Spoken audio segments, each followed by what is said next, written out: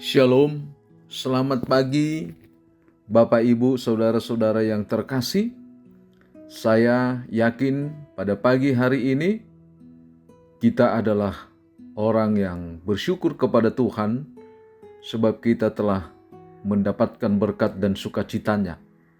Karena itu saya mengingatkan kita melalui firman Tuhan, tetaplah berdoa dan mengucap syukurlah dalam segala hal, sebab itulah yang dikehendaki Allah di dalam Kristus Yesus bagi kamu. Pagi ini saya mau mengajak kita untuk mendengarkan firman Tuhan. Namun sebelum kita mendengarkan firman Tuhan, mari kita berdoa dalam hati kita.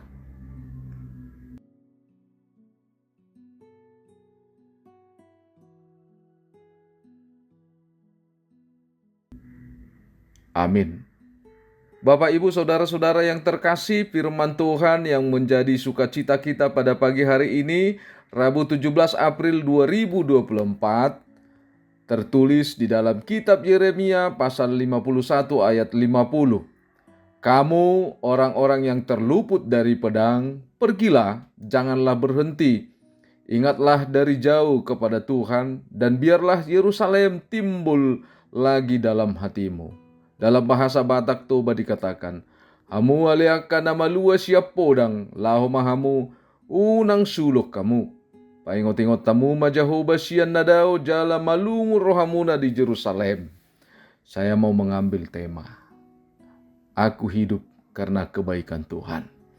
Bapak, Ibu, Saudara-saudara yang terkasih dalam Tuhan kita Yesus Kristus, ada pepatah mengatakan seperti ini, sapi tidak akan pernah terperangkap dua kali dalam satu lubang. Sekalipun kalimat itu ditujukan kepada seekor sapi, namun ilustrasi itu sangat bermanfaat sekali dalam mengingatkan kehidupan manusia, di mana manusia itu jauh lebih sempurna cara berpikirnya, tingkah lakunya dari seekor sapi. Namun dalam kenyataannya, manusia sering sekali melakukan kesalahan berulang kali dalam kasus yang sama. Kenapa bisa terjadi seperti itu? Jawabannya, kita tidak hanya melihat manusia itu hanya secara pribadi, namun di dalam komunitas yang umum. Contoh, soal masalah korupsi. Kita sudah mengetahui dan melihat apa akibatnya jika orang telah melakukan tindakan korupsi. Pasti ada hukumannya. Keluarganya menjadi sorotan kepada hal yang negatif. Namun ada banyak lagi orang-orang yang melakukan hal yang sama. Karena itu kita kembali diajak oleh firman Tuhan melihat apa yang sedang terjadi dalam kehidupan umatnya terhadap Tuhan itu sendiri. Namun dalam nats ini kita diingatkan sebagaimana umat Tuhan ada yang terluput dari hukuman yang diterima umatnya, mendapat suatu perintah supaya mengingat kembali akan Tuhan.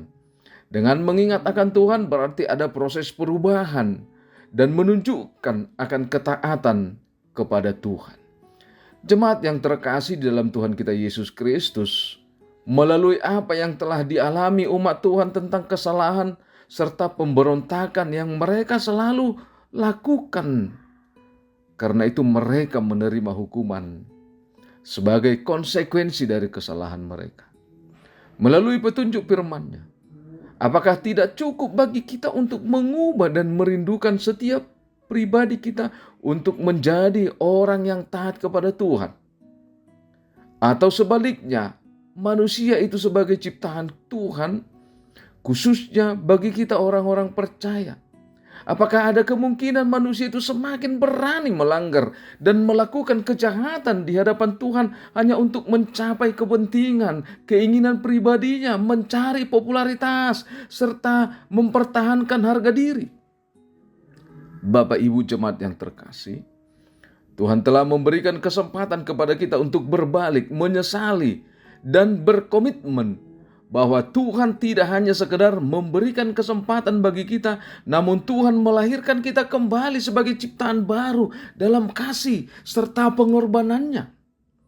Untuk itu, ciptakanlah suasana damai, bukan dengan apa yang kita inginkan, namun kedamaian yang akan kita ciptakan akan menjadi sukacita bagi siapapun untuk memuliakan nama Tuhan. Ingat, pengorbanan bukan harga diri, pembawa sukacita menjadi jati diri kita. Tetaplah setia beribadah dan melakukan firman Tuhan. Tuhan Yesus memberkati. Amin, kita berdoa. Bapa yang baik, Bapa yang kami sembah di dalam nama anak-Mu Tuhan Yesus Kristus, Engkau adalah Tuhan kami yang menciptakan kami, memelihara segala kehidupan kami, yang memberikan kasih sempurna dalam kehidupan kami. Terima kasih Tuhan melalui firman-Mu pada pagi hari ini yang mengingatkan kami Tuhan, tidak ada kekuatan dan kuasa yang kami andalkan di dalam diri kami untuk membuat hidup kami mengenal kebaikan selain daripada Tuhan yang telah berkorban, Tuhan yang telah mati, Tuhan yang telah mengubah hidup kami sehingga kami mendapatkan kehidupan yang baru karena kami dilahirkan kembali. Terima kasih Tuhan, kalau pada pagi hari ini melalui kuasa-Mu kami telah mendengarkan firman-Mu yang begitu membuka hati kami Tuhan untuk selalu bersyukur, untuk berkeinginan hidup di dalam Tuhan dan taat dalam memuji-Mu. Karena di dalam ketaatan dan kepercayaan kamilah kami mendapatkan sukacita, dan Tuhan akan tunjukkan kasih setia-Mu untuk menyembuhkan setiap jemaat-Mu yang sakit, untuk menolong setiap jemaat-Mu yang merindukan sukacita di dalam duka mereka, yang punya pergumulan yang membuat hidup mereka terkadang harus putus asa. Kami percaya Tuhan, Kau akan menolong kami dalam kehidupan kami. Berkati Tuhan gereja-Mu, berkati segala pelayanan-Mu, para hamba-hamba Tuhan. Kami yakin Tuhan akan memelihara hidup mereka. Terima kasih Tuhan, dengarlah doa kami ini yang kami panjatkan hanya dalam nama anak-Mu Tuhan Yesus Kristus Tuhan kami, anugerah Tuhan kita. Kasih setialah Bapa, persekutuan Roh Kudus memberkati kita.